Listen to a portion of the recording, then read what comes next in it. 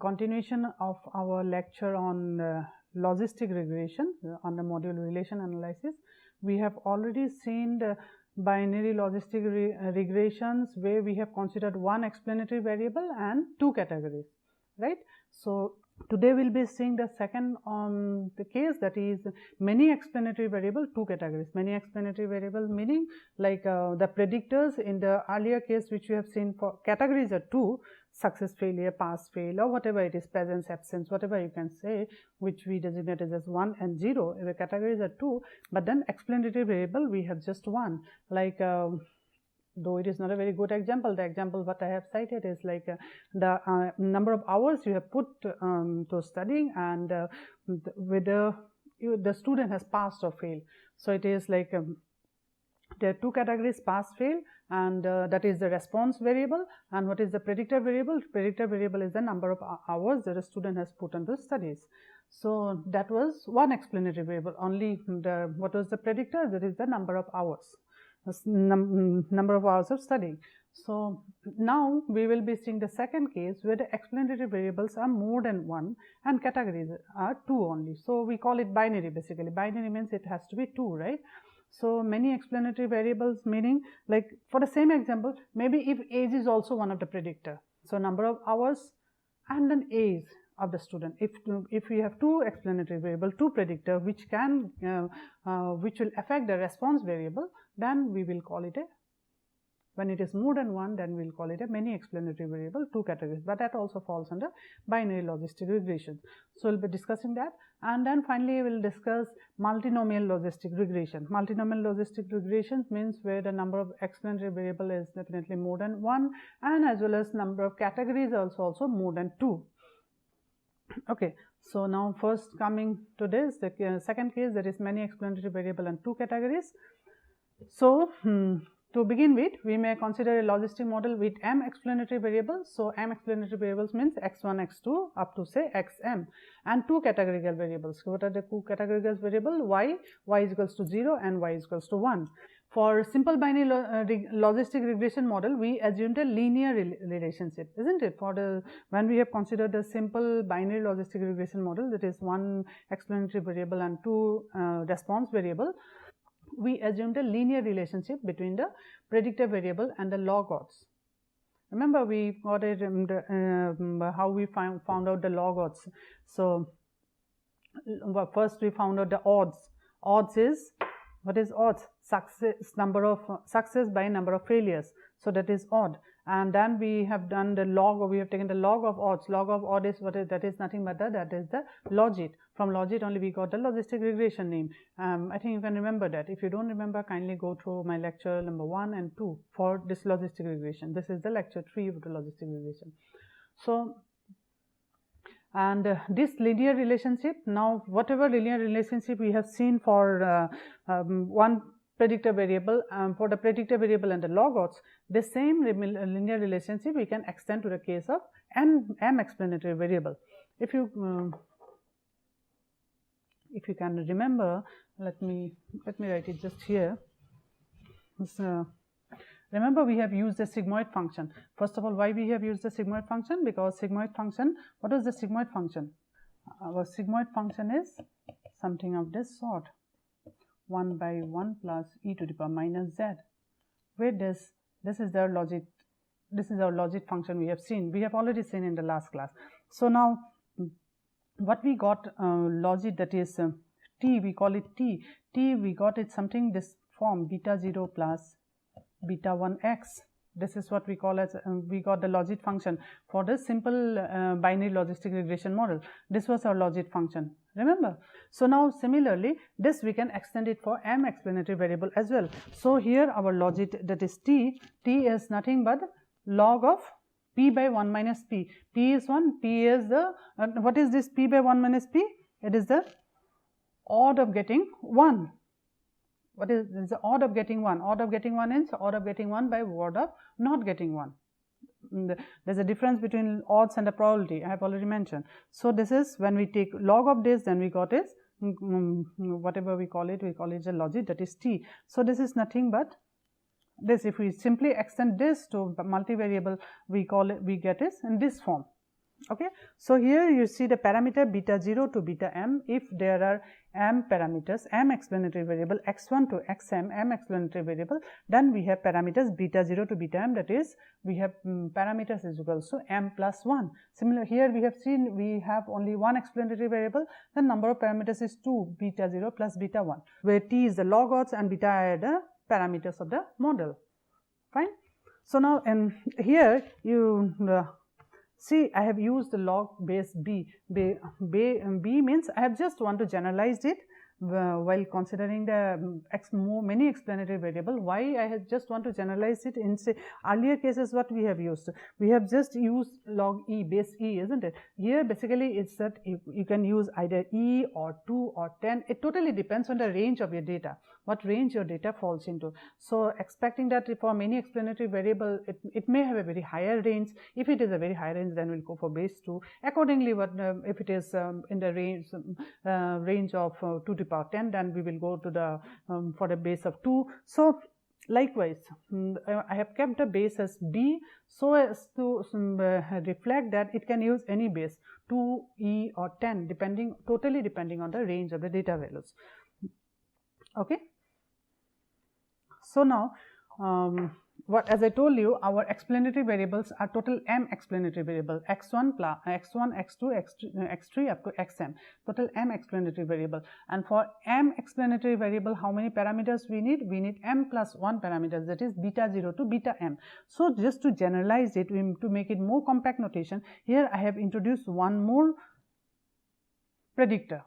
Okay, we call it a predictor or explanatory variable, whatever it is, and the output we call it a response variable. Okay, so we have introduced one more, that is x0, and x0 is nothing but x0 is equals to 1. So it will not make any change, because you see simple equation when we have t0 is equals to beta 0 x0 plus beta 1 x1, where x0 is equals to 1, it is just equal to beta 0 plus beta 1 x1, right? So it doesn't make any difference. That's why just to make it compact, we have introduced one more explanatory variable x0, which is we have assumed it to be 1, and so the logit will take a very compact form. So what is the now logit is m summation of all beta m xm. Say this function. What is t is this one. So to make it compact, we have just introduced x0. Nothing, no great rocket science here. Just then our t is equals to beta x. Fine. Now solving for the probability p that y is equals to 1, given a particular value of the explanatory variables. So what is the probability that it falls in the category 1? Okay. So how we get that? Probability we get it just by using the sigmoid function, isn't it? So let us go in a backward reverse direction. So this is my sigmoid function, isn't it? So from this basically I can write it in this pattern. We have already seen that. So basically px is this. It is nothing but the sigmoid function. So where SB is the sigmoid function with base b. See, earlier I have used e, now just to generalize it I have used it eb. Don't get confused with that. The above formula shows that once the bm's are fixed, we can easily compute the log odds that y is equals to 1 for a given observation. So once we know the value of the parameter beta 0, beta 1, bm, once we know the value of the parameter, we can easily compute what is px. Isn't it? What is px? Probability that it falls in the, what is the probability that it falls in the category 1? Isn't it? If taking that there are two categories, px is the probability that it falls in the category 1. Okay, then 1 minus px it falls in the category 0. So the main use of the logistic model is given an observation x, estimate the probability px that y is equals to 1. So why we can't make the model? So we make the model so that given an observation x, we can estimate what is the probability that it will fall in the category 1. Like the example what I have given for in a fair, when you try to hit the target, given that I have I try to hit the target, I am trying to shoot from a particular feet, say 4.5 feet, what is the probability that I'll hit the target? Okay, so if the regression model is there, I'll be able to do that. So now the question is, we'll have to get that, we'll have to find out the what? We'll have to find out the values of the parameters, what the parameters, different parameters, what the parameters will take, what values. Once we find that values, we'll be able to, given any explanatory variable, given any value of the any predictor, we'll be able to give the what will be the response variable. We'll be able to give the probability of the different response variable. So essentially we need to estimate the values of the parameters. So for estimating the values of the parameters, whatever we have seen for single explanatory variable 2 category, same applies here also. What we have done there, we have used MLE method, right? So here also we will be using MLE method. Same, nothing, no difference here, the same MLE method, just that here explanatory variable is that it is instead of 1, here our explanatory variable has m classes total, m explanatory variables, not one explanatory variable but more than one explanatory variable. That is the only difference, that it has nothing other. So we'll have to find out the we'll be using MLE estimation, that is maximum likelihood estimation. So I'm sure you can remember what is MLE. So once you basically from that, first we find out what is the likelihood, and in this likelihood basically when we try to multiply by the probabilities it becomes unstable, so we take the log of that, so it is called log likelihood. Log likelihood nothing but the maximum likelihood estimation. And I'm not explaining, going to more details here. Please, if you cannot remember, I request you please go to my second lecture of logistic regression, which I have covered in details what is MLE. So after that, once we find the log likelihood of the log likelihood expression, then to optimize the, which is the optimized value of beta, what we will do, we'll have to differentiate it for different parameters. And usually how do we find out the optimum value? So we'll difference first order differentiation, and then we try to equalize it to 0, and once we equalize it to 0, then we get the then we will get a set of equations. Then from this equation we find out the values of the for particular value for which we can say the function is optimum here. But as I told you, this the expression here that we get, it is not an algebraic equation. So here it is if so we just cannot directly equalize it to 0, though I have mentioned it as putting L is equals to putting this equals to 0, but because that is the standard format, a standard way when we try to find out the optimum value of a particular thing, when first order differentiation, then equalize it to 0 and find out the values of the parameter. That is the standard form. That's so though I have written it to 0, but actually you cannot just equalize it to 0 because it is not a finite series. It is not a finite series of some algebraic operations. So we'll have to use approximation method. We will use Newton-Raphson method. Newton-Raphson method is the most suitable method. You can use any, there are other numerical techniques also, but Newton-Raphson method is suitable.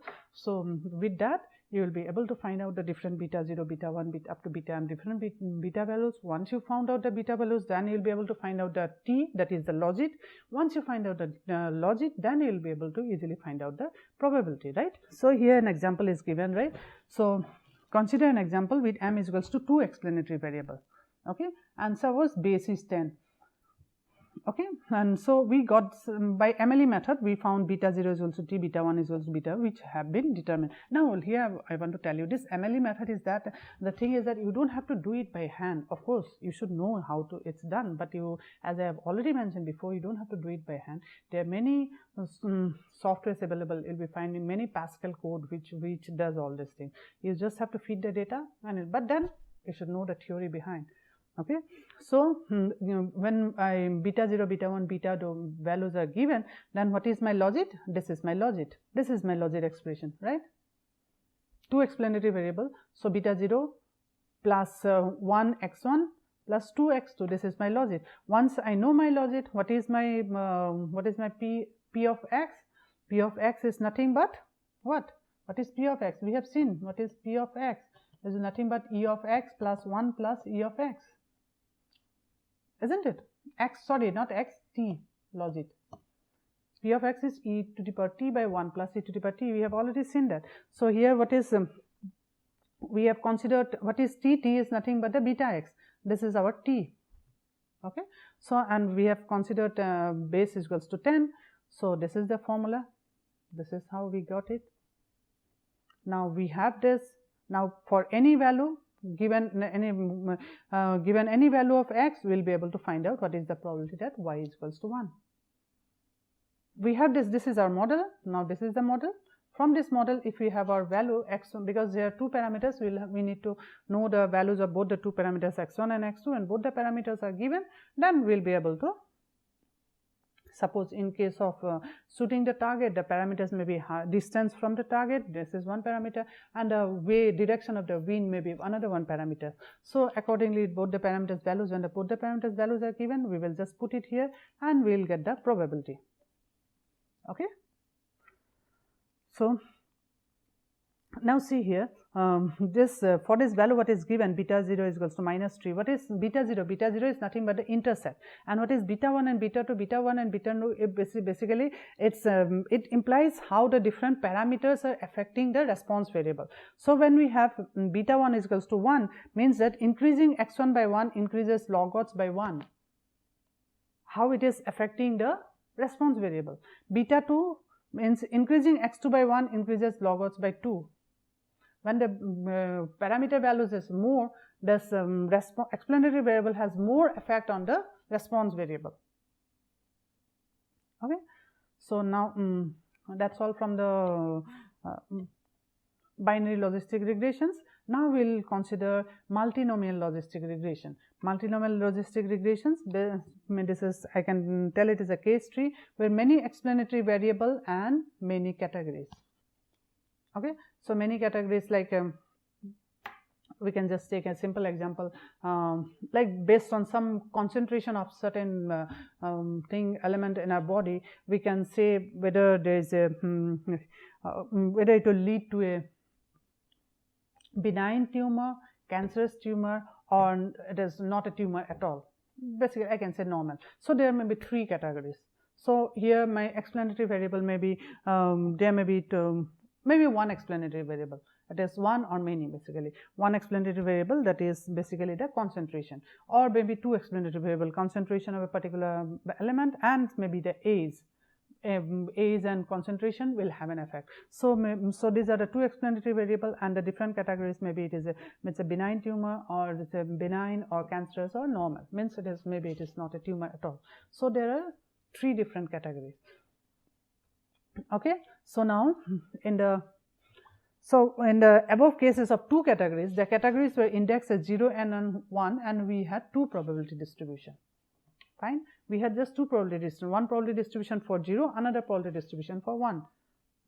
By now I am sure all of you know what is probability distribution. If at this point if you have forgotten what is probability distribution, please go back to my lecture where I have explained very clearly what is probability distribution. That is in the beginning. Okay,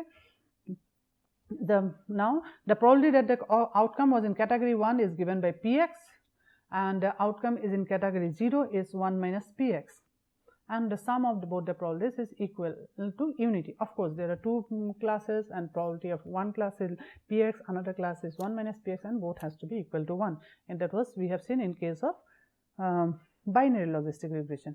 In general, if we have m plus 1 explanatory variable including x0, we have seen why we have taken x0 so as to make the form compact. If we have m plus 1 explanatory variable and n plus 1 categories, the example recently what I have given, the benign, cancerous and normal, so there are n plus 2 plus 1 categories, so there are total 3 categories. We will need n plus 1 separate probability distribution. Okay, so we will be needing, if there are 3 categories, we will be needing 3 probability distribution. If there are 4 categories, we will be needing 4 probability distribution, one for each category indexed by n. Okay, which describe the probability that the categorical outcome y for explanatory variable x will be in category yn. Okay, so if there are 4 categorical variables, that is 4 response variables, 4 classes, response classes, then we will be having 4 probability distributions. And what this probability distribution describes? It describes the probability that the categorical outcome y, okay, for the explanatory variable, if it is one explanatory variable, 2 or 3, whatever it is, explanatory variable at one point will be in category yn. Okay, so and now here if there are 3 categories, the sum of all this probability has to be 1. If there are 4 categories, sum of all these 4 categories has to be 1. Okay, so it is also required that the sum of these probabilities over all categories be equal to unity. That is obvious, right? So now using the mathematical convenient base E, these probabilities are same format what we have used for binary logistic equation. What was the what we have written for P and F? So what we have written for Px we have written is e to the power t, right? E to the power t 1 plus e to the power t. What is t? T is nothing but the logit. What is the logit? Logit is t is equals to beta 0. T is nothing but beta 0 plus beta 1 x. So I have to make it compact. Let me write it beta 0 x 0, beta 1 x 1. So t is nothing, just simple, we can compact form, we can write is beta x, right? T is beta x. So this is px. Similarly, I can write it for 1 minus px. So now here there is, when there was only 2 category, we could write it this way. Now here more than 2 categories. So what will be my px? Px I'll have to write it in.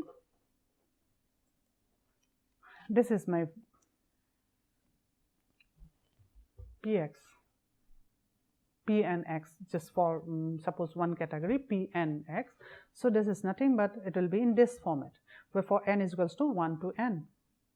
So here I have taken 1 plus 1 n plus 1. Why n plus 1? You will see the difference here now. Why? Instead I could have easily considered n. Just to make the things more understandable, I have used n plus 1. So now this is for P of nx. Here I have just considered px and otherwise rest one is 1 minus px. Now I cannot do that. There are n plus 1 categories. So it will be p0, p1, p2, p3 up to pn, right? So now first let me consider from 1 to n. So p of nx is nothing but e to the power beta nx plus 1 plus summation of all these values for all the different categories. Fine. So this is the value for P and x, and I have separately I have considered P0. What is P0? P0 is nothing but 1 minus of this. Just to reflect this only, I have separately used the P0. I can use P1 also, P2 also. Just why I have used means if I want to find out the probability of one class, it is nothing but 1 minus summation of all other probabilities. It gives me P0. So that's why I have just written it in this way, P0 format. Okay, and there is one more necessary. I'll come to that. Now this is how I have defined Pnx, P0x. Okay, so now it can be seen that as required, the sum of Pnx over all categories is unity. Of course, over all categories it is the. Note that the selection of P0x is defined in terms of other probabilities is artificial. We have here we have used P0x. You can use anyone, P1x, in terms of the other probabilities. Why I have used P0?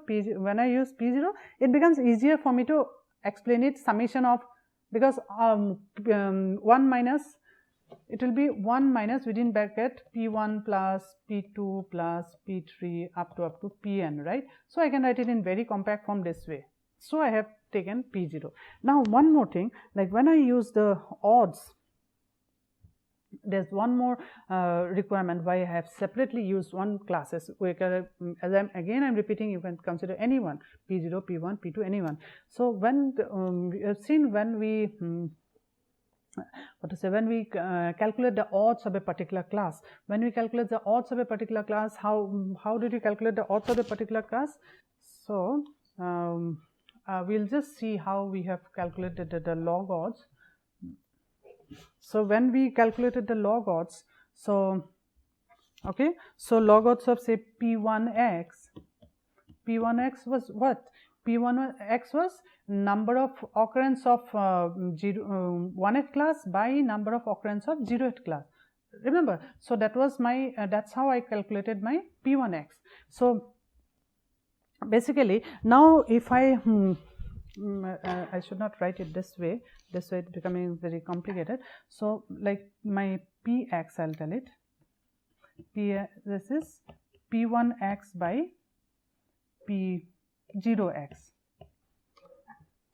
So this was my log odds, right? Log odds that it falls in the category 1. Given a variable, given the explanatory variable x, it falls in this category 1, this is my logots, that is the number of occurrences that falls in the category 1 divided by the number of occurrences that falls in the category 0.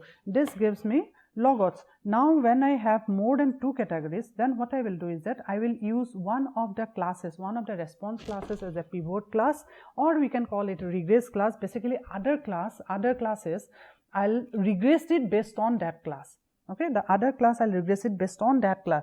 Now suppose I have 3 categories. What are the so the example what I have given, based on the concentration, there are 3 different types of it can be 3 different type of cancers, like 3 different type of classes. Maybe it is a benign tumor, and maybe it is a cancerous, or maybe it's normal, it's not a tumor at all. So there are 3 different classes, right? So when it's a 3 different classes, then let me find out how will I find out the logots of whether it is a logots of benign, logots of cancerous, logots of normal. So 3 different logots I have to find out. So in that case, how do I find out? Is like in the when there are 2 categories, I found out the logot of just one category, right? That is P1, and other I did not find. That is 1 minus of that, and that only gives me that. So now when there is 3 categories, I'll find out the logots of 2 categories. When there are n categories, I'll find out the logots of n minus 1 category. How do I find? For finding out the logots of any category, I'll be using one reference class that I call it a pivot class. So based on that class, I'll be basically regressing my logots of whichever class I'm trying to find out. I'll regress that based on that reference class or pivot class, whatever it is. Now here let me use that. I'm using P0 as my pivot class. Okay, so if I use P0 as my pivot class, then what happens? You see here, the special value of n is termed as a pivot index, and the logots Tn are expressed in terms of pivot probability and are again expressed as a linear combination of explanatory variable. So Tn, for that it belongs to the logots, that it belongs to the nth category. This I am writing it in this way: log of Pnx by P0x, where my P0x I am considering it as a pivot index. Okay, that I am considering that as a reference class. My 0th class I am considering as a reference class. Let me consider in here maybe my benign class I am considering as a pivot class. Now when similarly, suppose let me see, if I have 3 classes, so how will I do? Let me again consider my 0th class as the 3rd class, the normal class. If I consider as a pivot class, then my I'll be having 3 differences. That is log of one is P0 of x by if I'm considering sorry, I'm not considering P0, this is P1, P2, P3, right? So P1x by P3x.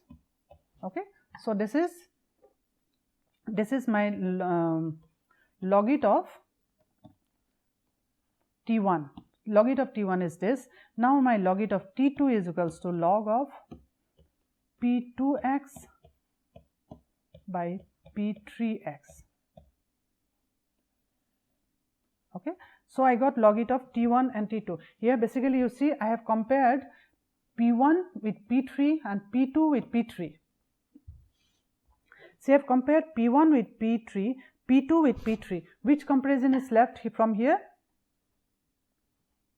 P1 and P2 comparison is still not there.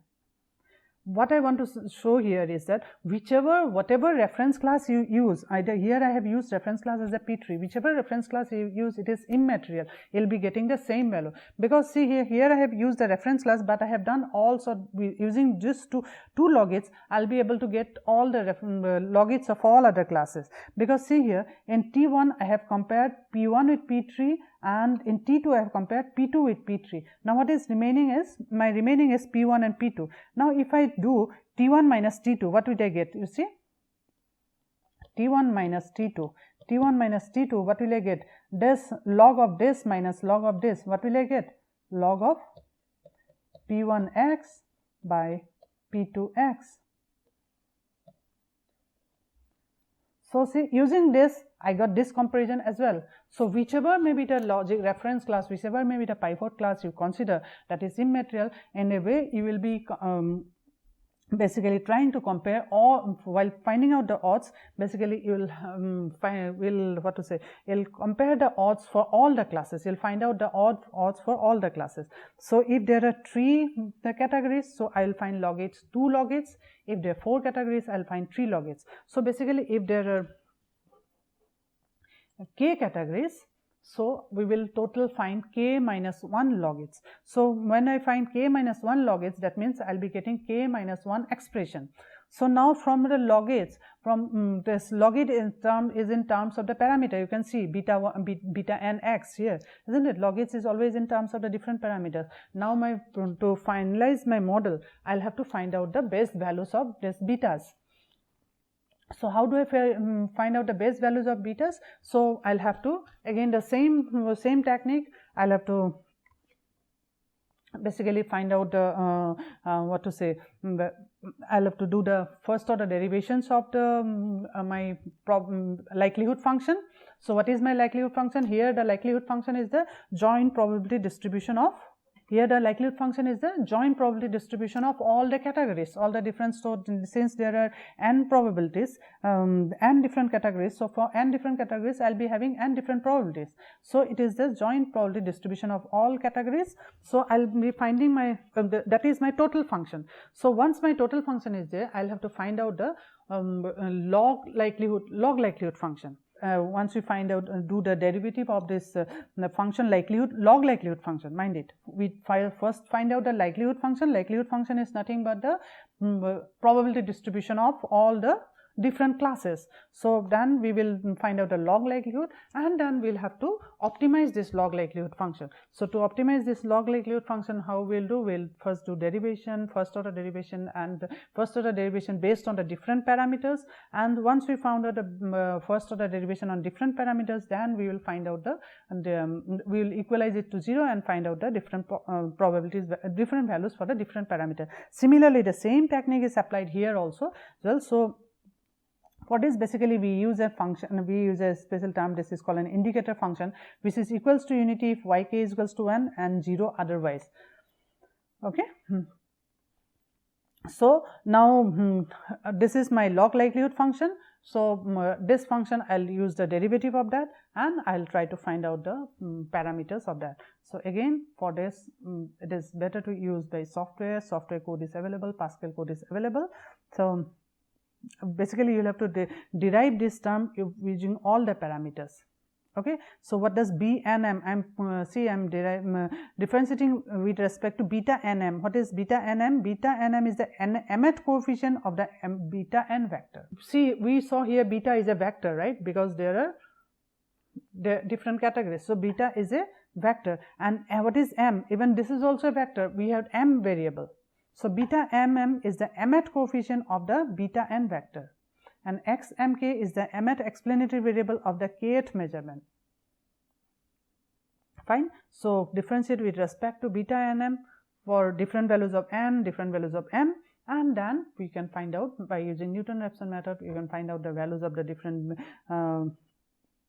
betas. Once you find out the values of beta, then finding out the probability is nothing. Just put the value in the logic function. And once we know the logic function, we can very easily find out the probabilities of the different categories. Okay. So now coming to the different examples of logistic regression. In logistic regression, it has applications in various domains. So in medical domain, it has tremendous applications. So one such application we can see in the TREACE score, that is trauma and injury severity score, which is widely used to predict the mortality in injured patients. Was originally developed by Boyd et al. Using logistic regression. This is a very well-known process. Then many other medical scale used to assess severity of a patient have been developed using logistic regression. Okay. Again, logistic regression may be used to predict the risks of developing a given disease like diabetes, coronary heart disease based on different parameters. What is the risks of the developing diabetes? It may fall into the different category. Okay. So based on the observed characteristics of the patient like age, gender, body mass index, results of various blood tests, etc. Then in social sciences also there are lots of examples of logistic regressions. Then in engineering, in engineering, basically this is I have specially kept an example from the reliability engineering perspective. This technique can be used in engineering especially for predicting the probability of failure of a given process, system or product given the values of the different variables. Variables means different conditions, maybe for a system, if we see the values of the different, like the system may have capacitor, inductor, resistor, many other components. So it's different values at a certain point in time, it's different values, how this will affect the failure of that system. Failure, we can keep it in different categories, prone to very much prone to failure, that way we can keep it in different categories, and this different values of this will define in which probability of system being in which state at that instant of time. Similarly, it has application in marketing domain, then it has also application in economics.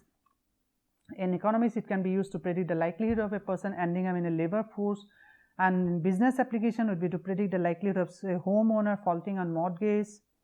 So, and here I forgot to mention one thing. Do I have that? So, like in bank transaction, whether it is a customer is a fraudulent customer or a genuine customer, there's a logistic regression is used to find that out.